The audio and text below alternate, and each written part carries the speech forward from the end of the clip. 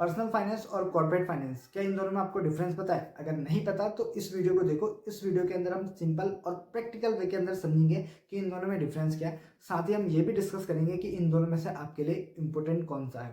Right, hey guys, my name is Vishal Rana. I am a banking professional और a finance student. So guys, without wasting a single minute, चलिए शुरू करते हैं। सबसे पहले हम बात करेंगे पर्सनल फाइनेंस की।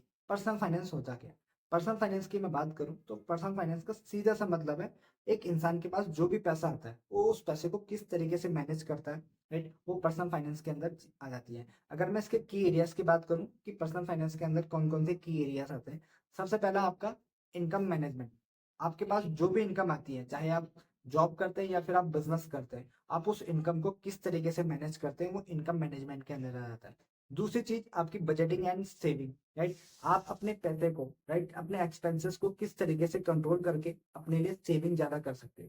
तीसरी चीज इन्वेस्टमेंट। जो भी पैसा आपके पास सेव हो जाता है उस पैसे को आप अपने रिस्क के अकॉर्डिंग कहाँ कहाँ पे इन्वेस्ट कर सकते हो, फिर वो चाहे स्टॉक्स के अंदर इन्वेस्ट करना हो, म्यूचुअल फंड के अंदर इन्वेस्ट करना हो, या फिर अलग अलग फील्ड के अंदर आप इन्वेस्ट उसे कर सकते हो।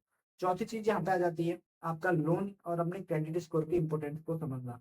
आप यहाँ पे समझेंगे कि अगर आपका क्रेडिट स्कोर अच्छा है तो आप उसके क्या क्या बेनिफिट आपको मिल सकते हैं, वो सारी की सारी चीजें इसके अंदर आ जाती है। एंड फिफ्थ चीज जो यहाँ पे आ जाती है वो आ जाता है आपका टैक्स प्लानिंग या फिर रिटायरमेंट प्लानिंग। आफ्टर रिटायरमेंट या रिटायरमेंट के टाइम पे ऐसे कौन कौन से इन्वेस्टमेंट है जिनको अगर आप समझते हो तो वो आपके लिए बेनिफिशियल हो सकती है। सो अगर आप एक इंडिविजुअल है और अपने पैसे को सेव करके, राइट, अपने लिए एक अच्छी वेल्थ क्रिएट करना चाहते हो तो आपको पर्सनल फाइनेंस सीखना बहुत ज्यादा जरूरी है। अब अगर मैं बात करूँ कॉर्पोरेट फाइनेंस की, तो कॉर्पोरेट फाइनेंस का सीधा सा मतलब है कि अगर कोई कंपनी, राइट, अपनी फाइनेंशियल रिसोर्सेज को कैसे मैनेज करती है, वो सारी की सारी चीज़ें कॉर्पोरेट फाइनेंस के अंदर आ जाती हैं। राइट, अगर मैं इसके की एरियाज की बात करूँ कि ऐसे कौन कौन से की एरियाज हैं जहाँ पे जो कॉर्पोरेट फाइनेंस है वो फोकस करता है, सबसे पहली चीज़ फाइनेंशियल प्लानिंग।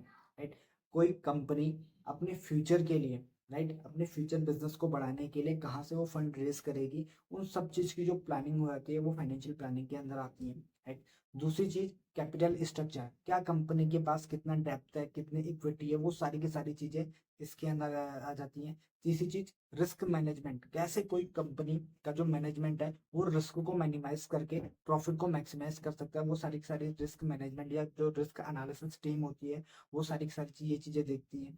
चौथी चीज मर्जर्स एंड एक्विजिशन। कैसे कोई कंपनी किसी दूसरे कंपनी को एक्वायर करती है, वो सारी की सारी चीजें यहाँ पे हमें सीखने को मिलती है। एंड फिफ्थ चीज जो यहाँ पे आ जाती है कि डिविडेंड्स।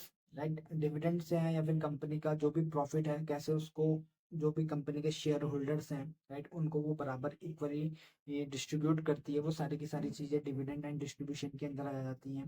राइट, और फाइनल चीज कंपनी की क्या वैल्यूएशन है, कंपनी का क्या ग्रोथ है, वो सारी की सारी चीजें आपके कॉर्पोरेट फाइनेंस के अंदर हमें सीखने को मिलती है।